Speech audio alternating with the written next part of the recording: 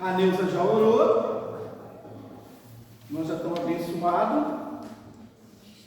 Diz assim a palavra do Senhor. Neemias capítulo 1, do 1 ao 4. Diz assim: as palavras de Neemias, filho de Acalias. E sucedeu no mês de Quisleve, no ano 20º, estando eu em Suzã, a fortaleza, que veio Anani, um dos meus irmãos, ele e alguns de Judá, e perguntei-lhes pelos judeus que escaparam e que restaram no cativeiro acerca de Jerusalém. E disseram: os restantes que ficaram no cativeiro lá na província estão em grande miséria e desprezo, e o muro de Jerusalém fendido, e as suas portas queimadas a fogo. Verso 4: e sucedeu que, ouvindo eu estas palavras, assentei-me e chorei e lamentei por alguns dias, e estive jejuando e orando perante o Deus dos céus. Amém, querido? Glória a Deus. Amados, como eu disse para vocês, esse ano de 2024, o ano da colocar a casa em ordem. Amados, olha, nós estamos no 13º ano, né? Nós fizemos 13 anos. Todos esses anos a gente trabalhou com temas. Eu não me lembro da gente ter um tema assim, tão real, tão vivo na nossa vida, onde a gente viveu, ou onde a gente está vivendo, né, tudo para colocar a casa em ordem. Dias terríveis, dias difíceis, queridos. Eu vou falar para vocês, eu nunca chorei tanto. Chorar mesmo, de descer lágrimas. Dias difíceis, dias terríveis. Muita coisa aconteceu. Muita coisa. De um ano para cá parece que desabou, né? Parece que caiu um dilúvio sobre a nossa vida. E muita coisa transformou a nossa história, transformou a nossa vida como igreja, como família. E vou dizer para você que até aqui não tem sido fácil, tem sido dias terríveis, né? Esse processo mesmo de sair daqui, de querer ir, a proposta era ir para um outro ministério, né? Passar o ministério aqui para uma outra família, para um outro pastor, para alguém conduzir. Vocês não sabem como que isso me perturbou de perturbar mesmo. Troço terrível. Essa música que as meninas cantou aí no último do deserto aí, gente, que eu já chorei com essa música, que eu já molhei meu sol. Meu Deus! Tem vezes, tem tempo na nossa vida, querido, que é de muitas lutas, de muitas dificuldades. Esse tempo, ele não tem sido muito fácil. E interessante, sabe o que é? Desde o dia que eu tomei a decisão que eu não ia mais sair, uma parte desse peso tinha saído. Um certo alívio ressuscitou. Tem decisões, queridos, que a gente toma, que ela é difícil para a nossa vida e para todos que estão à nossa volta, para muitos que estão à nossa volta, porque machuca muita gente, né? Dependendo da decisão que a gente toma, ou ela pode abençoar muita gente, ou ela pode trazer dor e sofrimento para muita gente por causa de uma simples decisão, né? E sinceramente aquilo estava me sufocando, não estava me deixando feliz. Então eu entendi, não é de Deus o negócio, isso não pode ser de Deus. Se tem dúvida, não pode ser de Deus. Amém? Glória a Deus. E Neemias, queridos, ele está vivendo um tempo tribulação, ele está vivendo um tempo difícil. Neemias está vivendo um tempo muito difícil. Neemias, ele nasceu no cativeiro, ele não conhece o povo de lá, embora ele seja descendente de judeu, ele é estrangeiro naquela terra pela sua origem, né? Pela sua origem. Ele não viveu o tempo em que Nabucodonosor, né, aquele terrorismo todo de Nabucodonosor chegar, invadir Jerusalém por 2 vezes, né, trazer uma parte, trazer um povo, outra parte, trazer outro povo. Ele não viveu aquilo, mas ele sente a dor dos seus irmãos que estão lá sofrendo, porque aquelas pessoas de idade, aquelas pessoas que não produziam, aquelas pessoas que não davam assim lucro, né, vamos dizer assim, para Nabucodonosor, elas ficaram, mas elas ficaram com a cidade toda destruída, tudo destruído.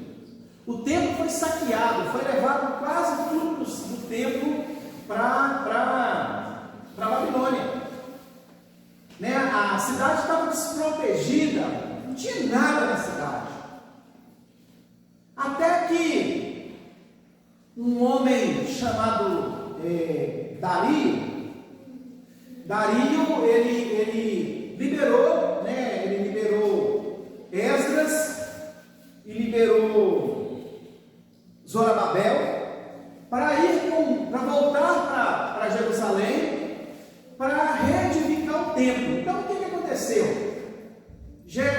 Zorobabel, junto com Esdras, eles chegaram em Jerusalém, eles voltaram depois de muitos anos para Jerusalém, mas eles fizeram alguma coisa assim, tipo pela metade.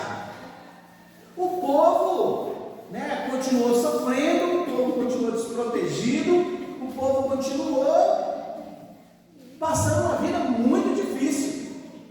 E quando Neemias está lá no templo servindo, né, porque ele não era no templo, quando ele estava lá no reino servindo, né, na casa do Senhor, do rei, ele está servindo, ele é um copeiro, o copeiro é o que serve, ele serve o rei, diretamente ao rei, poucas pessoas tinham acesso direto ao rei, e Neemias era um camarada, era uma dessas pessoas que servia direto ao rei. Amém? Você serve direto ao rei? Amém. Glória a Deus, né? Aleluia, Zé! Glória a Deus! Aleluia! Então, queridos, ele recebe a visita de um parente e ele pergunta para o parente dele. Ele certamente sabia que ficou gente lá sofrendo, e ele pergunta, né? E perguntei pelos judeus que escaparam e que restaram no cativeiro acerca de Jerusalém. Como é que está lá? Lembra? Sabe aquele parente que chega, né? Onde vocês moravam? Lá em, como é que chama o lugar lá? Congonhas. Imagina que o velho e Valéria saíram de Congonhas, veio para a Finlândia, está morando aqui um tempo. Está folgado, né, pastor? Tem dinheiro, né? Está folgado, não está? De repente aparece um parente deles na casa deles. Como é que está lá? Como é que vai a mamãe? Como é que vai o papai? Como é que vai as coisas? O comércio, as pessoas, o fulano? Como é que vai? Eles vão dar a resposta, né? Vão dizer como que aquelas pessoas estão lá, vão dar notícias. É justamente o que Neemias está fazendo. Neemias falou: e aí? E aquele povo que escapou? Como é que está? Né? Aquele povo que restou? Como é que está a coisa? Como é que está a vida deles lá? Como é que está a situação deles lá em Jerusalém? E aí o homem responde. E ele diz assim: os restantes que ficaram do cativeiro, lá na província, estão em grande miséria e desprezo. Olha a situação que aquele povo estava vivendo. Estava numa miséria e desprezo. Imagina que eles estavam passando fome.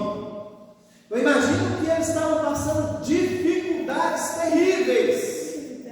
E ninguém queria ver, ninguém se importava com coisas. Eu penso que o desprezo é isso, né? Quando sabe que a pessoa está mal, quando sabe que a pessoa não está bem, quando a pessoa está necessitando de algo e a gente faz de conta que não é comigo. Deixa ele sofrer a dor dele lá, deixa ele sofrer a luta dele, deixa ele passar por esse deserto para ele aprender, ou para ela aprender. Não é assim? Às vezes a gente pensa, não, cada um tem que viver o seu deserto. Eu penso que o desprezo é isso, é sabendo que você está precisando, mas ninguém ajuda. Ninguém entra com um recurso, ninguém entra com uma provisão, ninguém leva uma palavra, ninguém leva um conforto, ninguém faz nada, está desprezado aqui. Tem orgulho, né? Só para lá. Hã? Tem orgulho. Talvez por orgulho, né? Não é? Talvez por um monte de coisa. A verdade qualquer um pode pedir, não pode? Com certeza. Então, queridos, o homem fala que eles estão na miséria e desprezo, e que o muro de Jerusalém estava fendido e as suas portas queimadas a fogo. Além de miséria e desprezo, eles estavam desprotegidos. Qualquer um podia entrar lá e fazer o que quiser. Qualquer um. Não precisava ser um exército grande, não precisava ter muita força, né? Tinha brechas, tinha condições de entrar para Jerusalém e fazer o que quiser com aquele povo que já estava lá fragilizado. Imagina isso na cabeça de Neemias. O povo, né? Eles estão na miséria, eles estão desprezados e não tem ninguém deles. Imagina seu parente. Imagina. Sua irmã está lá na miséria, desprezada, passando necessidades e sem segurança nenhuma. Né? Nos tempos de hoje isso é terrível. Isso é terrível. Quando Neemias ouve essa palavra, no verso 4 diz assim: olha, e sucedeu que, ouvindo eu estas palavras, o que ele fez? O que está escrito aí? Assentei e chorei. Olha, é uma tragédia, é terrível isso. Neemias talvez não pudesse fazer nada para ajudar aquele povo, embora ele quisesse. O que ele podia fazer? Assentar e chorar. Foi o que ele falou. Olha, e sucedeu que, ouvindo eu estas palavras, assentei e chorei por alguns dias. Não é isso que a gente faz? Na hora da luta, né? Chegou aquela bomba, chegou aquela informação: fulano morreu, fulano foi embora, fulano foi demitido, né? Aquela notícia ruim chega para nós, inesperada. O que a gente faz? Muitas vezes a gente senta e chora, não é isso? Meu vizinho chegou contando lá para nós essa semana. Eu levo a menina dele na escola e ele chegou contando que Mas trabalha orgulhoso, não, né, pastor? Hein? Eu não tinha orgulho, não, né? Não. Ele é técnico de enfermagem, mas ele trabalha numa empresa de um laboratório. E aí ele estava contando que era na hora do intervalo e ele tinha acabado de sair daquele lanche ali. Ele saiu e a amiga dele entrou. A amiga dele entrou com a irmã dela para fazer o lanche deles ali, né? E aí quando ela sentou, ela caiu para trás, bateu a cabeça assim na quina da mesa, e eles gritaram, né? Correndo: leva, vem cá. E aí diz ele que ele foi socorrer aquela moça lá, virou ela de lado, e aí ele começou a ver os sinais, e não tinha sinal nenhum de que ela tivesse em convulsão, alguma coisa, não tinha. Mas ele falou com ela, e quando ele perguntou para ela se estava tudo bem, diz ele que ela olhou para ele assim, e a lágrima rolou. Aquela mulher teve um mal súbito. Ela morreu ali na hora.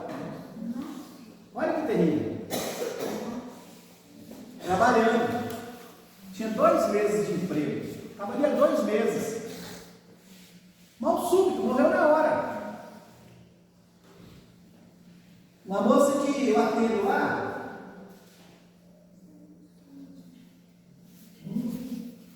delícia, hein? Aqui, ó. uma moça que eu atendo lá, Aqui, ó. Esse aqui tá docinho, viu? eu vi no Lacinhos com uma moça lá, e ela estava me contando o seguinte, que ela contratou no início da semana não sei se vocês já viram aqueles motoqueiros que carregam o cachorro, sabe? Aquelas gaiolinhas assim, carregam os cachorros. Ela estava sem, ela contratou um rapaz, né? Contratou o rapaz para fazer para ela esse serviço. Na quinta-feira, a mulher dele entrou em trabalho de parto. A esposa dele tem 22 anos, primeiro filho do casal. A esposa dele entrou em trabalho de parto. Aí ela ganhou o neném, ganhou a criança, mas ela estava com pneumonia. Na sexta-feira, ela deu 2 paradas cardíacas. E adivinha o que aconteceu? Ela morreu. São notícias desse, a gente até gente. São notícias desse tipo, querida, que às vezes a gente faz igual Neemias, a gente senta e chora. Não é isso? A gente senta. Gente, é uma tragédia. Olha, pensa nesses 2 casos que eu contei para vocês. É uma tragédia, uma pessoa bem de saúde, saiu para trabalhar, ele falou que ela nem precisava trabalhar, que ela tinha uma condição boa, mas assim, para ocupar a mente, né? Já, família formada, caiu, morreu, mal súbito. A outra jovem, 22 anos, gente, 22 anos, morreu. É isso que Neemias está sentindo nesse momento. Imagina quando chega com a informação para esses familiares aí que a pessoa morreu, como é que deve ser a reação de cada um? Sentar e chorar. E chorar muito. Não é isso? Eu penso que é isso que Neemias fez. Só que Neemias não fez só isso. Ele chorou sim, ele lamentou sim, mas ele fez outra coisa. A partir do verso 5 diz assim, olha, Neemias, ele diz assim, olha, e disse, então no verso 4 ele diz, olha, sucedeu que, ouvindo eu estas palavras, assentei-me e chorei e lamentei por alguns dias, e estive jejuando e orando, ele não só chorou, ele não só lamentou, mas ele foi jejuar e ele foi orar. Aí no verso 5 diz assim, olha, e disse, Senhor Deus dos céus, Deus grande e temível, que guarda a aliança e a benignidade para aqueles que o amam e guardam os seus mandamentos, estejam, pois, atentos os teus ouvidos e os teus olhos abertos para ouvires a oração do teu servo, que eu hoje faço perante ti de dia e de noite. Era uma oração intensa, constante, pelos filhos de Israel, teus servos, e faço confissão pelos pecados dos filhos de Israel que temos cometido contra ti. Também eu e a casa de meu pai temos pecado. É uma oração de arrependimento que ele está fazendo. Ele está orando ao Senhor, clamando ao Senhor, ao mesmo tempo ele está arrependendo pelos seus pecados e dos seus descendentes, da sua família, por tudo que aquele povo lá fez de errado. Neemias está pedindo perdão por eles. No verso 7 diz assim, olha, de acordo com os de todo nos corrompemos contra ti, e não guardamos os mandamentos, nem os estatutos, nem os juízos que ordenastes a Moisés teu servo. Lembra-te, pois, da palavra que ordenastes a Moisés teu servo, dizendo, vós transgredireis e eu vos espalharei entre os povos, e vós os convertereis a mim, e guardareis os meus mandamentos, e os cumprireis. Então, ainda que os vossos rejeitados estejam na extremidade do céu, de lá os ajuntarei e os trarei ao lugar que tenho escolhido, para ali fazer habitar o teu nome. Eles são teus servos e o teu povo que resgataste com tua grande força e com a tua forte mão. Ah, Senhor, estejam, pois, atentos os teus ouvidos à oração do teu servo e à oração dos teus servos que desejam temer o teu nome, e faze prosperar hoje o teu servo e dá-lhe graça perante este homem. Então era eu o copeiro do rei. Ele está fazendo uma oração, além de arrependimento, de confessar pecados, além de clamor a Deus, ele está pedindo ao Senhor, para que dê graça, para que dê sabedoria para ele, para dar uma estratégia para ele fazer uma coisa. Então, quando ele recebe a notícia, ele vai chorar, ele vai sentar, ele vai chorar, mas ele não só vai fazer isso, ele vai orar, ele vai jejuar, ele vai pedir perdão, ele vai se arrepender dos pecados. Glória a Deus. Amém, queridos? Amém. Não é isso que a gente deve fazer? É. Quando recebe uma notícia ruim, quando recebe uma notícia terrível, quando algo de ruim acontece na nossa vida, dentro da nossa casa, da nossa família, não é isso que nós, crentes, devemos fazer? Nós vamos chorar? Vamos sentar? Mas nós vamos orar também. Nós vamos falar com Deus, nós vamos apresentar a Deus aquela situação. É isso ou não é? Não é isso que o crente faz? Amém. Quando perder, pastor? Hã? Mesmo quando perder? Não entendi. Quanto mesmo a gente perder? Mesmo perdendo, a gente deve orar.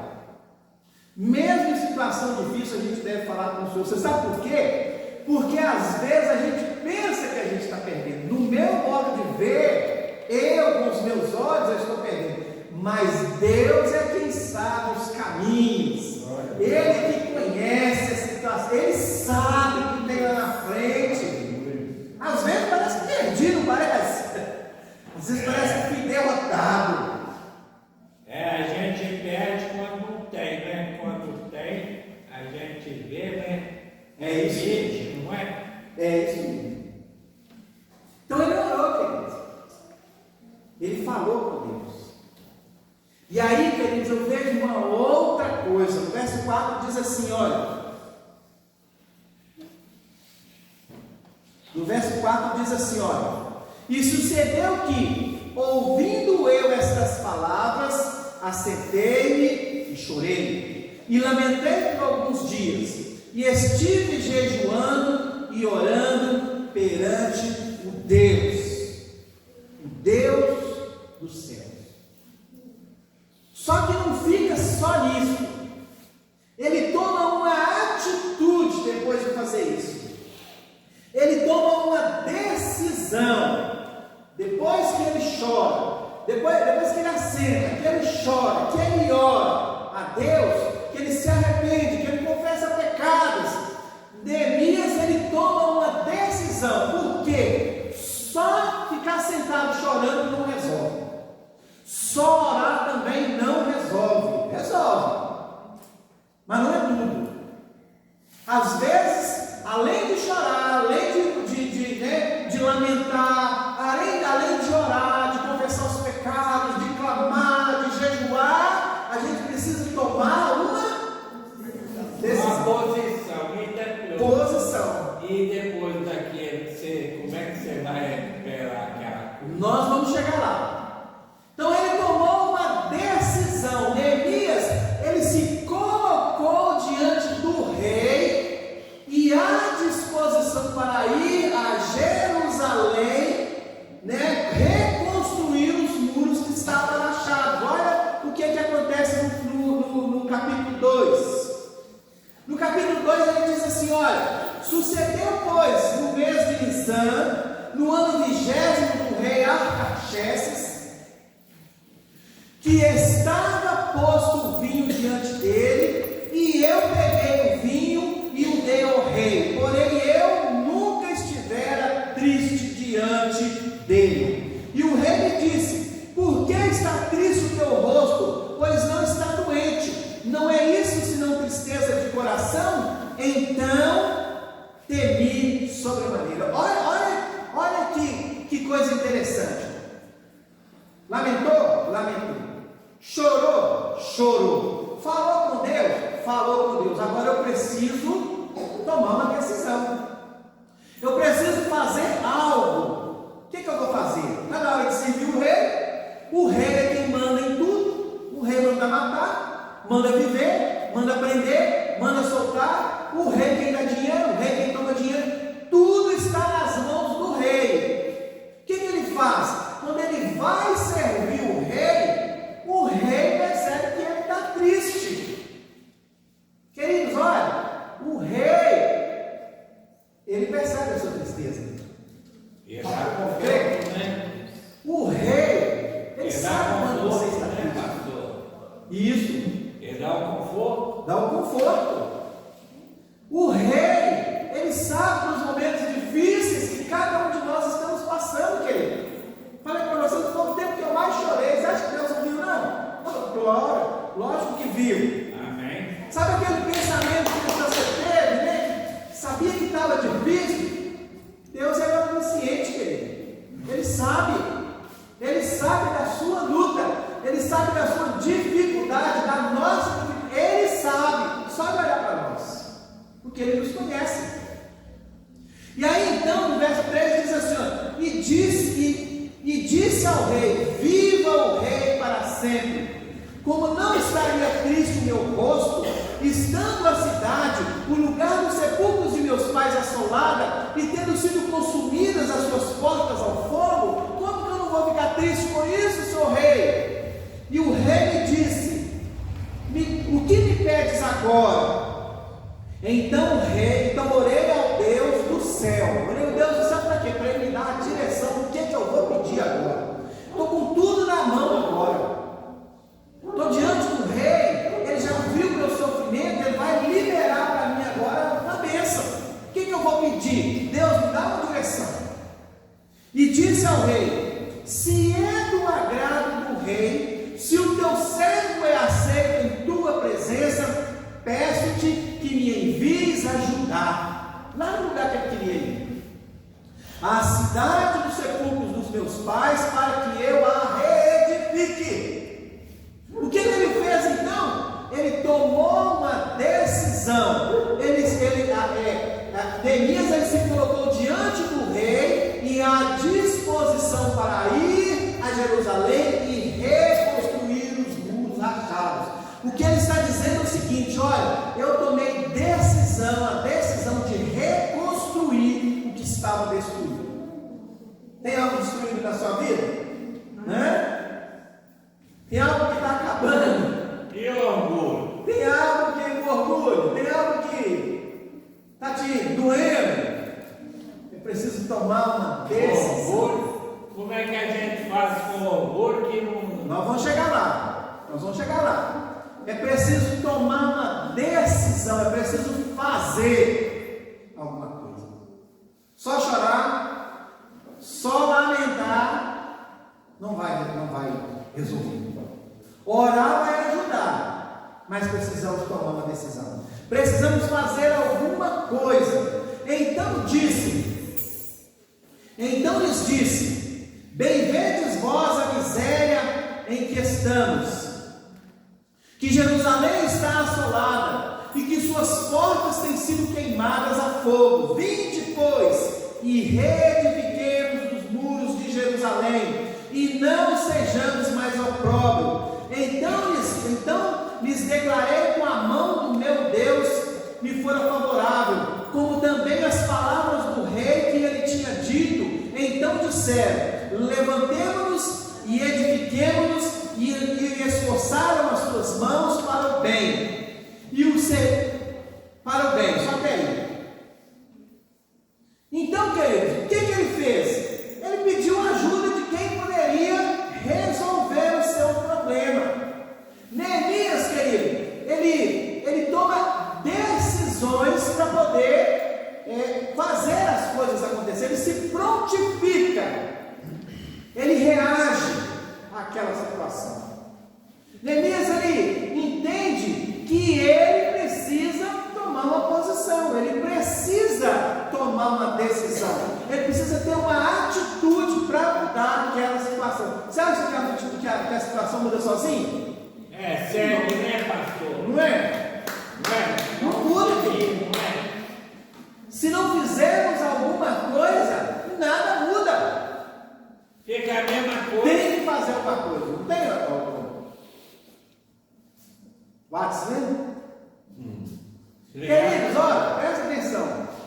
As decisões que nós tomamos, as nossas decisões, elas estão aonde?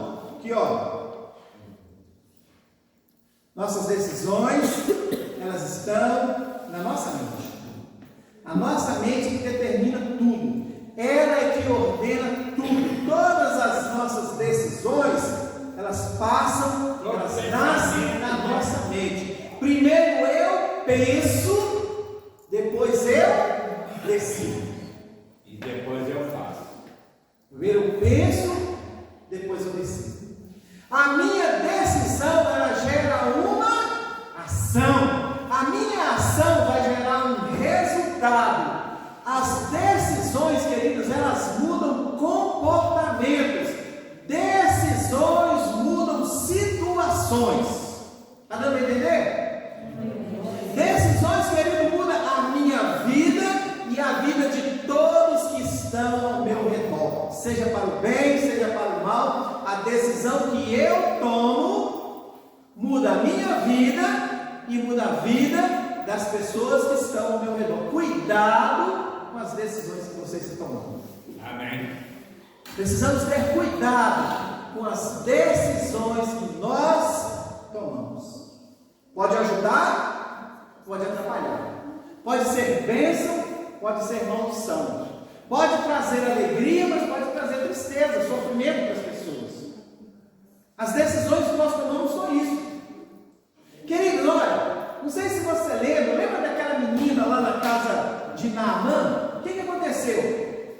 Naamã, ele vem da guerra, ele venceu a guerra, prendeu um monte de gente e levou uma menina para a casa dele. Naamã era um homem leproso, só a casa dele que sabia daquela situação, ninguém mais sabia que ele era leproso, mas ele entra, ele leva a menina e a menina olha para aquela situação e ela vê que algo terrível está acontecendo ali dentro. Ela não tinha obrigação de fazer nada. Ela foi ali como uma escrava. Ela foi ali para trabalhar para a esposa de Naamã. Ela poderia muito bem apenas ver o homem lá leproso e não fazer nada. É problema dele. Não é assim que às vezes a gente pensa? Problema seu. Por que o povo está lá, desprezado? Por que o povo está lá sofrendo? Porque é problema deles. Muitas vezes a gente acha que ela não tinha necessidade de fazer nada, mas ela fez. Quando ela olha para aquela situação, ela fala para a mulher de Naamã, e ela fala assim: se ele conhecer o homem de Deus que vive lá na minha terra, ele seria curado. Amém. Foi uma decisão, querido. Não precisava ela fazer isso. Mas Deus colocou ela ali para ter essa atitude, para tomar essa posição. Às vezes Deus vai nos colocar em algumas situações para que a gente tome decisões de abençoar as pessoas. As decisões que nós tomamos, ela afeta não só a nossa vida, mas a vida de todos que estão à nossa volta, seja para o bem, seja para o mal. Quando Neemias ouviu falar das situações de seus parentes, ele decidiu tomar uma decisão. Decisão, querido, é diferente de vontade. Vontade, querido, é algo que vem, né? Vontade é um estímulo que muitas vezes passa. Não é? Estou com a vontade, já tem muito tempo de trazer uma coleira para pôr aquele cachorro para a gente prender ele ali, para não ficar andando na igreja para lá e para cá, para não deixar ele embora, mas eu não vou pegar. Me deixou a palavra aí que não era para pegar. Né? Me deixou a palavra aí que não é para pegar. Deixa ele Só pegar. lembro quando eu estou aqui, gente. É uma vontade. Vontade é um estímulo. Quando eu estou aqui, eu fico estimulado. Eu vou trazer. Mas eu esqueço. Decisão, querido. Decisão são tomadas no nosso subconsciente. Decisão é algo que já foi refletido, decidido e que será executado. O dia que eu trouxer para cá a coleira, eu tomei uma decisão. Eu trouxe. Deixa ela aqui assistindo com a gente. Decisão é isso. A decisão é algo que já foi tomado, que já tomou forma na minha mente. Agora eu sei o que eu vou fazer. Agora eu sei o que eu quero fazer. Eu vou fazer. Isso é decisão. Isso foi tomado no meu subconsciente. Lembra da história de Noemi? O que aconteceu? Noemi, Elimeleque, sua família, eles estavam no tempo dos juízes, eles já tinham entrado na terra prometida, estava tendo uma fome naquele lugar, eles decidem ir para Moabe. Quando chega em Moabe, morre Elimeleque e morre os filhos de Noemi, né? Malom e Quilom. Morrem os homens da casa, eles já eram casados. Noemi ficou viúva, a esposa de Quilom ficou viúva, a esposa de Malom ficou viúva, 3 mulheres viúvas dentro de uma casa. Quando Noemi descobre que lá na terra, de novo, já tem comida à vontade, ela decide voltar. Ela decide ir embora, voltar para as suas origens. Mas o que acontece? Quando ela sai de casa, as meninas vão atrás. As duas vão atrás, Orfa e Ruth vão atrás. Quando sai de casa, quando ela vê que as meninas estão indo atrás dela, ela para e fala assim: não, peraí, vocês não vão comigo não, fica aí, vai arrumar outro marido, vai reconstruir a vida, vai reconstruir a família, porque eu preciso ir embora, eu não posso mais dar filho para vocês, porque eu já sou velha, fica aí. E ela vai sair, as meninas insistem e ela fala: não, fica aí. Até que Orfa, ela volta. Orfa faz o que Noemi está falando. Ela teve vontade. Ela tinha vontade de ir, mas ela não foi. Passou. A vontade passou. Enquanto Ruth tomou uma decisão: eu vou. E olha o que ela fala no capítulo 1, verso 16. Ela ainda fala mais. A decisão dela é uma decisão, né? Não tinha mais como mudar, como voltar atrás. Noemi tinha que aceitar a decisão dela, porque ela diz assim: olha, Ruth, porém, respondeu. Noemi falou para ela: vai embora. Olha, já foi. Noemi fala para ela: quase sua cunhada, vai embora. Mas Ruth responde: não insistas comigo que te deixe e não mais a acompanhe. Onde fores, irei. Onde ficares, ficarei. O teu povo será o meu povo e o teu Deus, o meu Deus. Onde morreres, morrerei, e ali serei sepultado. Que o Senhor me castigue com todo rigor, se outra coisa que não seja a morte me separar de você. Olha a decisão que aquela menina tomou. Isso é decisão, querido. É eu saber o que eu quero, o que eu preciso fazer e colocar em prática, fazer aquilo acontecer. Queridos, olha, quem foca na dor se torna prisioneiro da dor. Aquelas meninas, aquela menina Ruth, ela poderia ter ficado lá sofrendo, ela poderia ficar se lamentando. Neemias poderia ficar só chorando, só lamentando. Neemias poderia ficar focado na dor. Ruth poderia ter ficado na dor: e agora eu sou viúva, quem vai cuidar de mim? Não é assim? Quem foca na dor se torna prisioneiro da dor. Você conhece alguém assim? Oh! Ai! Tá tudo bem? Estou sofrendo. Vamos trocar ideia. Tá difícil. Vamos trocar ideia. Estou sem dinheiro. Não aguento mais. Quem foca na dor se torna prisioneiro da dor. Quem foca em Jesus recebe libertação do cativeiro de dor. Amém?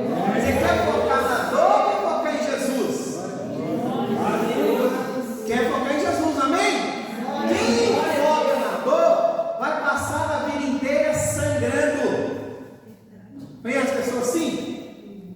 Que vive sangrando em cima da gente? E a outra Em cima das pessoas? Pessoa que toda hora está lamentando, que está mostrando as suas dores, que não procura saída, não procura resultados, que só fica chorando, só fica lamentando, que tudo como é que eu vou falar? Tudo serve para atrapalhar a vida dela, todo mundo atrapalha, todo mundo, ninguém contribui. Então, quem foca na dor vai passar a vida sangrando. Quem foca em Deus recebe o dobro de tudo que recebeu. Você quer focar em Deus ou quer focar na dor? Quer ser cativeiro da dor ou quer ser liberto em Jesus? Quem foca na dor perde o relacionamento com Deus, porque a dor passa a ser o seu Deus, o sofrimento passa a ser o seu Deus, a sua luta, a sua guerra, seus problemas, só fala nisso, só vive isso. Toda hora que você olha para a pessoa, ela está murmurando, toda hora que você olha para a pessoa, ela está lamentando, ela está chorando, ela está sofrendo. Ai, que terrível, né? Chega a ser difícil a gente conviver com pessoas assim, não é? É terrível a gente conviver. Quem foca em Deus se aproxima mais de Deus, não é? Nós escolhemos o quê? Focar na dor ou focar em Deus? Focar em Deus. Lembra de Jó? Jó, queridos, Jó no capítulo 1, a palavra diz assim, olha: na terra de Uz vivia um homem chamado Jó. Era homem íntegro e justo, temia a Deus e se desviava do mal. Era um excelente crente, homem de Deus, íntegro, justo. Tinha ele 7 filhos e 3 filhas, 10 filhos no total, além da esposa. E possuía 7.000 ovelhas, 3.000 camelos, 500 parelhas de boi e 500 jumentos, e tinha muita gente a seu serviço. Era o homem mais rico do Oriente. Tem gente que acha que dinheiro é tudo, né? Tem gente que acha que dinheiro resolve tudo. Jó era o homem mais rico do Oriente, ele tinha tudo. Até que, verso 13, certo dia, quando os filhos e as filhas de Jó estavam num banquete, comendo e bebendo vinho na casa do irmão mais velho, eles estavam numa festa, eles viviam na farra, os filhos de Jó. Um mensageiro veio dizer a Jó: os bois estavam arando e os jumentos estavam pastando por perto, e os sabeus atacaram e os levaram embora, mataram à espada os empregados, e eu fui o único que escapou para lhe contar. Olha a situação que está acontecendo, olha a notícia que o servo veio trazer para Jó. Só aí já é terrível, já perdeu parte dos bens dele. No verso 16 diz assim, olha: enquanto ele ainda falava, enquanto esse mensageiro ainda estava falando, chegou outro mensageiro com uma notícia pior ainda. Fogo de Deus caiu do céu, queimou totalmente as ovelhas e os empregados, e eu fui o único que escapou para lhe contar. Mais uma tragédia, uma em cima da outra.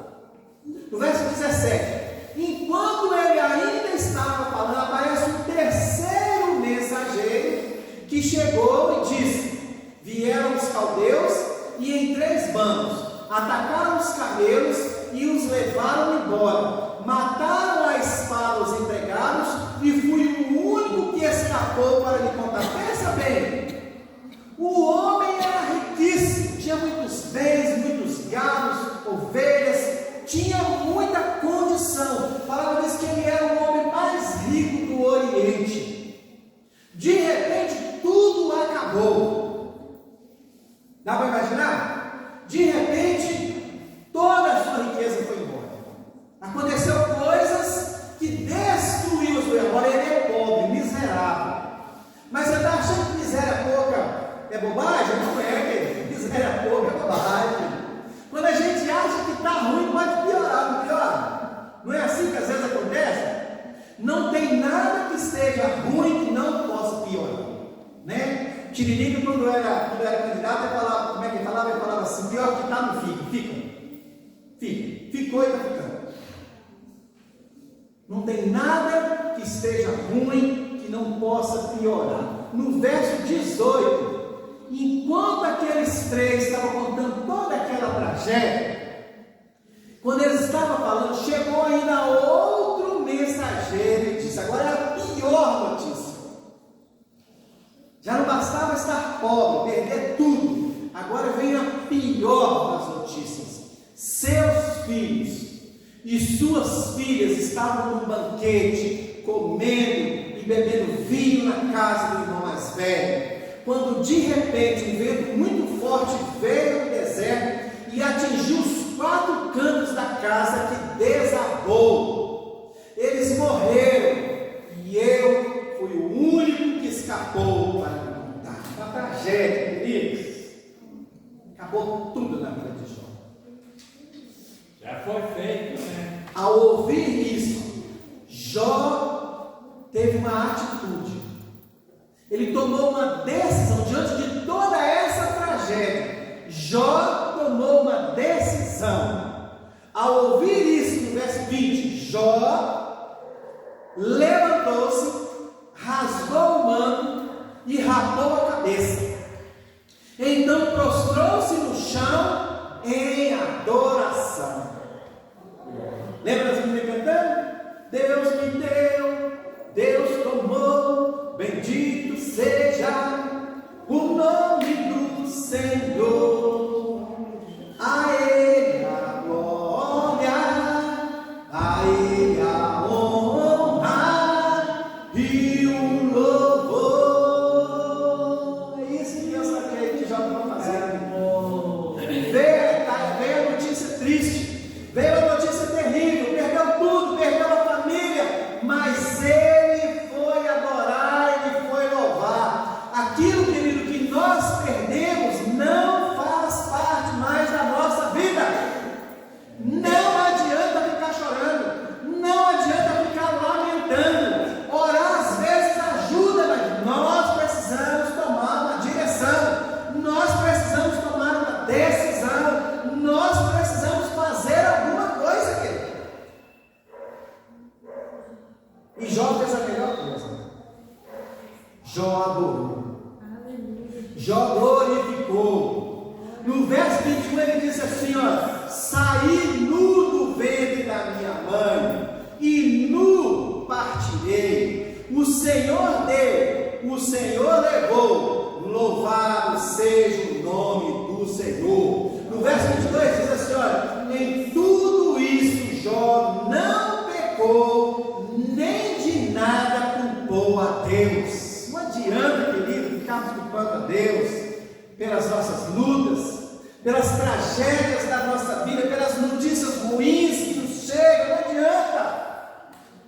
Não vai resolver mais nada, não vai mudar mais nada, a menos que a gente busque a Deus, que a gente chore, que a gente se derrame para Deus. Ele tem o poder para fazer todas as coisas. Ele é igual a situação do rei lá para Neemias. Ele manda prender, ele manda soltar, ele manda matar, ele manda, tirar, ele manda sair, ele manda entrar. Deus, querido, ele é onipotente. Deus, ele é poderoso. Ele pode tudo. Basta que ele queira. Basta que ele queira. Queridos, lá no 42, Jó ele sofre toda essa luta, ele sofre todo esse sofrimento. A história diz que ele passou 14 anos com aquela enfermidade, 14 anos com aquela tribulação. Mas lá no último capítulo, no capítulo 42, no verso 1, diz assim: olha, então respondeu Jó ao Senhor, dizendo: bem sei eu que tudo podes, e que nenhum dos teus propósitos pode ser impedido. Queridos, olha, presta atenção. Se é propósito de Deus, vai se cumprir, amém? Você crê? Você crê? Se é propósito de Deus, vai se cumprir. Por quê? Bem sei eu que tudo podes, e que nenhum dos teus propósitos pode ser impedido. Pode ir embora. Vai embora. Quer ir? Vai embora. Quer sumir? Some. Não quer ajudar? Não ajuda.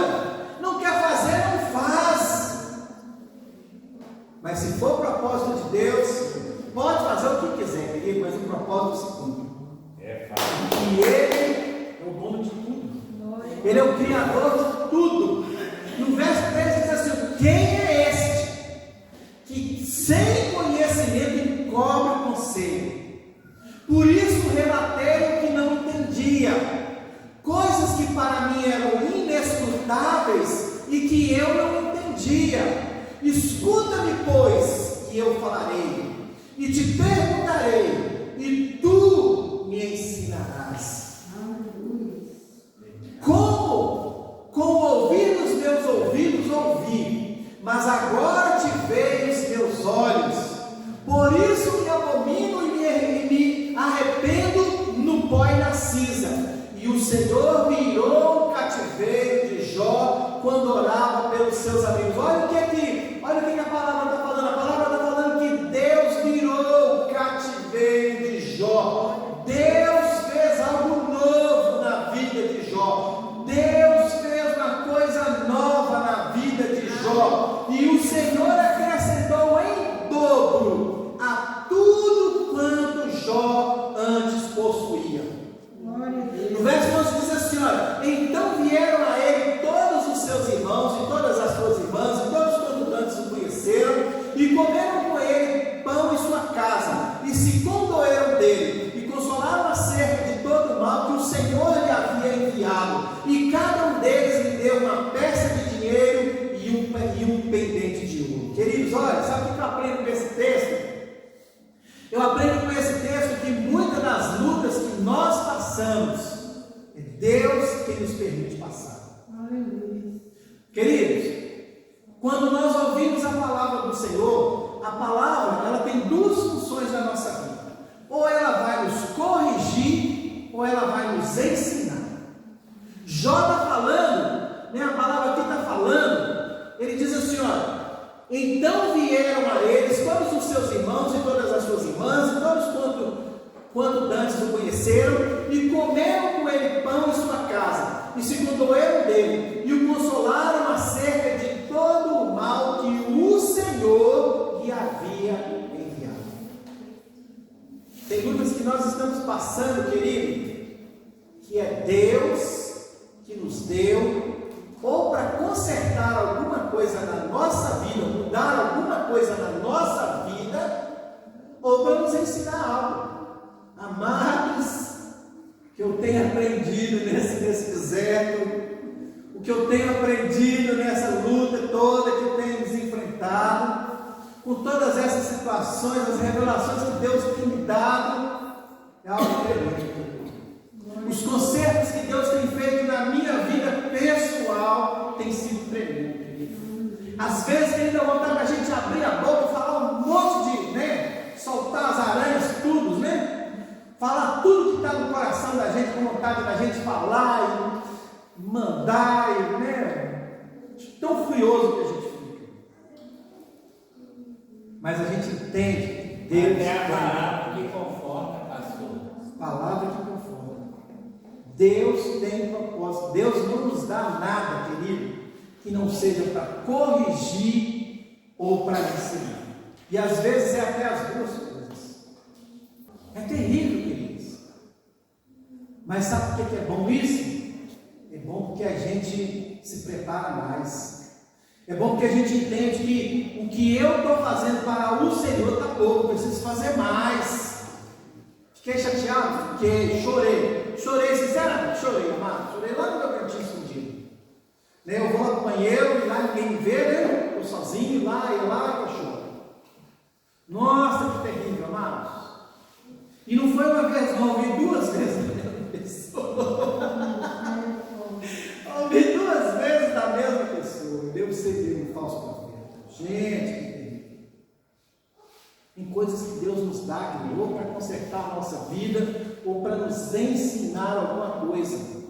No verso 12 de Jó 42 diz assim, olha, e assim abençoou o Senhor o último estado de Jó, mais do que o primeiro, pois teve 14.000 ovelhas, ele tinha 7.000 camelos, ele tinha 3, 5.000 jumentas, e 5.000 bois e 5.000 jumentas, e também teve 7 filhos e 3 filhas. Deus fez uma coisa nova na vida de Jó. Deus vai fazer uma coisa nova na sua vida, querido. Basta que você tenha disposição, basta que você tome atitude, basta que você tome decisões acertadas. Lá em Isaías, no capítulo 43, no verso 19, Isaías diz assim, ó, eis que faço uma coisa nova, agora sairá a luz, porventura não a percebereis? Eis que porei um caminho no deserto e rios no ermo. Queridos, Deus fez algo novo na vida de Jó. Deus vai fazer algo novo na nossa vida. Amém. Lembra que Deus vai fazer uma coisa nova. Vai fazer a roda grande casamento.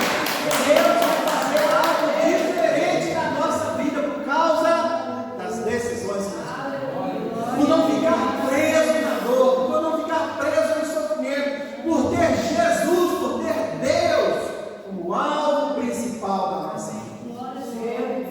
Neemias, querido, no capítulo 6, verso 15, a palavra diz que acabou-se, pois, o muro aos 25 do mês de Elu, em 52 dias, quando ele tomou aquela decisão.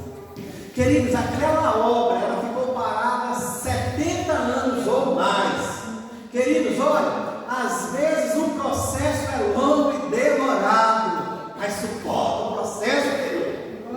Suporta o processo, mas quando Deus colocar a mão, tudo vai acontecer exatamente como Ele já havia desejado fazer. Nada pode ser o controle de Deus. Pode até demorar, mas vai acontecer. E quando chegar a hora, até você vai se surpreender com o resultado. No verso 16 de Jó 42, e sucedeu que aliás, verso 16 de Neemias, e sucedeu que, aí já é capítulo 6, e sucedeu que, ouvindo todos os nossos inimigos, todos os povos que haviam em redor de nós temeram, e abateram-se muito a seus próprios olhos, porque reconheceram que o nosso Deus fizera esta obra. Queridos, olha, nós estamos em obra. Deus está agindo, Deus está fazendo. Queridos, olha, diante de toda essa luta que temos enfrentado, diante de todas essas dificuldades que nós temos enfrentado, sabe o que eu tenho visto? Eu tenho visto pessoas aqui nessa igreja, nesse ministério, que vai ser mentora de casais. Amém, querido? Pessoas que vai ser mentora de casais, dando instruções de como passar por tragédias no casamento. Eu posso ver aqui, queridos, olha, analista de negócios financeiros surgindo para fora dessa obra, queridos. Eu posso ver aqui uma igreja consolidada e forte de pessoas, depois de toda essa guerra, que essa guerra vai passar. Você crê? Essa luta vai passar, querido, nós vamos sair vencedor, porque Deus está fazendo algo novo na minha vida, na sua vida. Deus tem uma coisa nova para